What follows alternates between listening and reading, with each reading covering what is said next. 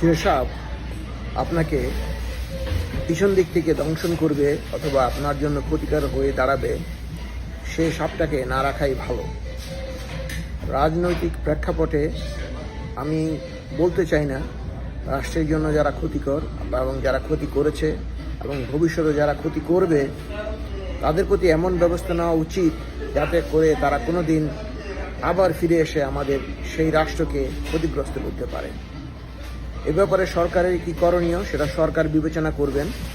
আমি just একটা জিনিসই বললাম, never left some enemies behind because they will come back and bite you back. সুতরাং এই ব্যাপারে আমাদের সবাইকে সতর্ক হতে হবে। আমি দল ও মত নির্বিশেষে এই কথাটা সবার জন্য বলতে চাই। কোনো একটা বিশেষ দলকে আমি আঙ্গুল তুলে দিক নির্দেশনা করতে চাই না, কিন্তু বাংলাদেশের এই অন্তিম মুহূর্তে রাষ্ট্রের জন্য যারা প্যারাসাইট বা রাষ্ট্রের জন্য যারা ক্ষতিকর তাদেরকে রাষ্ট্রের বিভিন্ন কার্যকলাপ থেকে, রাজনীতি থেকে, সমাজ থেকে বিচ্যুত করতেই হবে।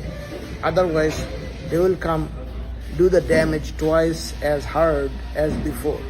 সুতরাং আমি আপনাদেরকে বলবো ব্যাপারে সতর্ক হন, তাদেরকে আর সুযোগ দিবেন না। আমি মনে করি যে যারা একবার এসে প্রতিহিংসার বিস্ফোরণ ঘটাবে, জিঘাংসার বিস্ফোরণ ঘটাবে, তাদেরকে সমস্ত রাষ্ট্রীয় কার্যক্রম জনগণ থেকে বিচ্যুত করে দিন। আল্লাহ হাফেজ।